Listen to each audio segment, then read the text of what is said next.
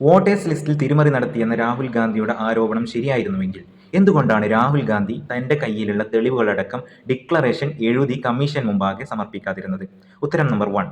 Election commission Rahul ഗാന്ധിയോട് ആവശ്യപ്പെട്ടിരിക്കുന്നത് 1960 registration of electors rules അനുസരിച്ച് ഏതെങ്കിലും ഒരു പരാതിയിന്മേൽ അന്വേഷണം നടത്തണമെങ്കിൽ പരാതിക്കാരൻ തന്റെ കയ്യിലുള്ള തെളിവുകൾ എഴുതി കമ്മീഷൻ മുമ്പാകെ സമർപ്പിക്കണം എന്നുള്ളതാണ്. നിയമം ശരിയാണ്.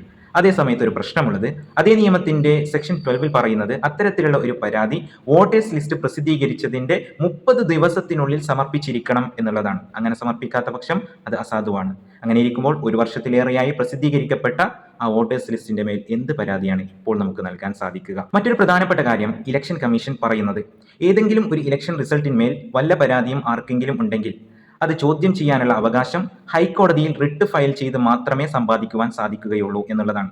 ശരിയാണ്.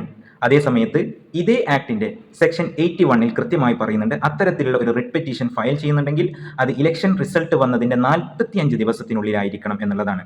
45 ദിവസം കഴിഞ്ഞിട്ട് എത്രയോ ദിവസങ്ങൾ കഴിഞ്ഞു എന്നുള്ള ആ ഒരു സാഹചര്യത്തിൽ നിൽക്കുമ്പോൾ എങ്ങനെയാണ് നമുക്ക് റിട്ട് പെറ്റീഷനിലൂടെ ഈ ഒരു ജനവിധിയെ ചോദ്യം ചെയ്യാൻ പറ്റുന്നത്? അപ്പോൾ സമയബന്ധിതമായി രാഹുൽ ഗാന്ധി ഇതൊക്കെ ചെയ്തിട്ടുണ്ടോ എന്ന് ചോദിച്ചാൽ ചെയ്തിട്ടുണ്ട്. പക്ഷേ ഇലക്ഷൻ കമ്മീഷൻ ഇലക്ട്രോണിക്കലി റീഡബിൾ ആയിട്ടുള്ള ഡാറ്റ കൈമാറുന്നതിന് പകരം 6 മാസത്തോളം വായിക്കാനെടുക്കുന്ന രൂപത്തിലുള്ള കടലാസ് കെട്ടുകളിലാക്കി രാഹുൽ ഗാന്ധിക്ക് ഡാറ്റകൾ മറുപടിയായി നൽകിയെന്നിടത്താണ് പ്രശ്നം. അനീതി നടന്നിട്ടുണ്ട് എന്നുള്ളത് ഉറപ്പായ സ്ഥിതിക്ക് ഇനി ചെയ്യേണ്ടത് ഒന്നുകിൽ ഇലക്ഷൻ കമ്മീഷൻ ഇന്റേണലായി ഇൻക്വയറി നടത്തി ഇതിനൊരു പരിഹാരം രാജ്യത്തോട് പറയുക എന്നുള്ളതാണ്.